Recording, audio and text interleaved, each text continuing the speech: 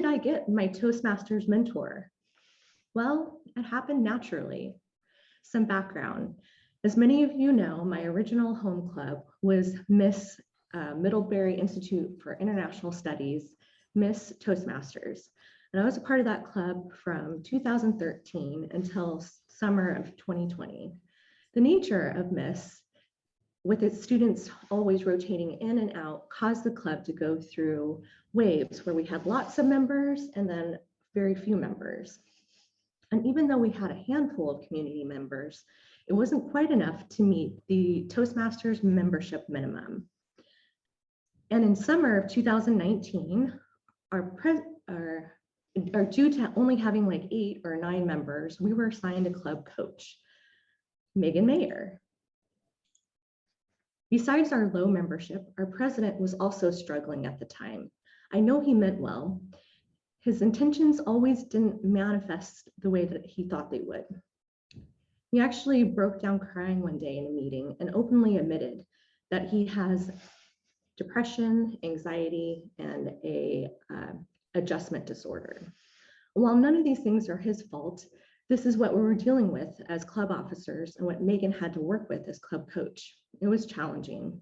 Megan really inspired me, the way she worked with him and tried to help him professionally, personally, and even Toastmastery. I don't want to give the impression that the club was no fun at all. We had great members and we had great meetings. And Megan worked with all of us, and she did so with grace and firmness, which is exactly what we needed. Megan put in a couple months more than a year to coaching our club.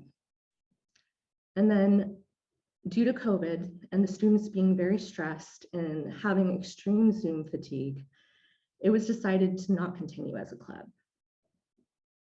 I know how I felt about that. I can only imagine how Megan must have felt, having put in such a massive effort with us. But she never made us feel bad and was understanding. And a lesson I learned from her is that sometimes you have to know when to let go. Having gone through all of this with her may shed some light into why, after 7 years of being a Toastmaster, and I had never considered a district role, I let Megan talk me into Area A1 Director. I know I mentioned this in a previous speech, but I'm going to tell the story again. Megan and I were on the phone in August of 2020, and she was the current Division A Director and was talking about how she needed to replace her Area A1 Director. And I was oblivious to her dropping hints. And finally, she had to say, "Mariana, I'm biting my tongue." And all I could think about is, why is Megan biting her tongue? And finally, she asked me, she's like, "Would you be interested?"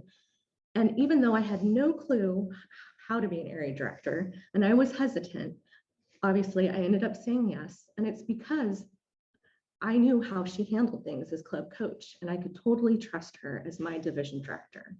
And I learned a lot from Megan watching her navigate her division directorship. There are a lot of personalities that we both had to deal with, both in our area clubs and at district events. And if I ever had a question about how to handle a situation or a person, Megan was the first person I dialed. And she always made time for me. She listened to my concerns and offered excellent advice. I feel like now I can handle some fairly complex situations and difficult personalities.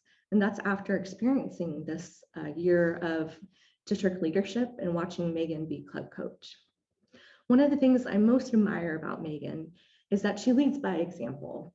She never asked any of her area directors to do something that she wasn't willing to do or hadn't already done.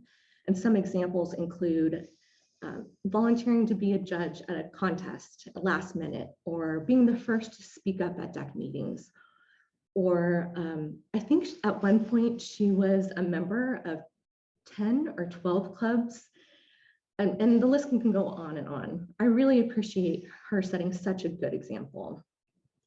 And after a successful year of district leadership, my fellow area A directors and I were talking about why had we all decided to take on this position? And although our reasonings were slightly different, I realized the common thread was that we all felt safe being area director with Megan. which I think if you can make people feel confident and safe to do things they would normally never do is an admirable leadership quality. And I hope to emulate that someday. So guess what happens when spring of this year, Megan starts throwing around the idea of a new improv club. Improv scares the bejesus out of me. And yet here I am, a co-sponsor and starting an improv club. And I don't know how this happened. And I want to point out that I never officially asked Megan to be my mentor. It just happened naturally. And what's really funny is that if you ask Megan if she's my mentor, I bet she would say, oh no, Mariana gives me advice. So we have this hilarious back and forth, and it's because of this mutual reciprocal respect and trust for each other. It's really grown into a wonderful friendship for which I'm grateful for. So I challenge all of you to check in with me in another 6 or so months and ask what kind of new and potentially crazy thing has Megan gotten us into? Mr. Toastmaster.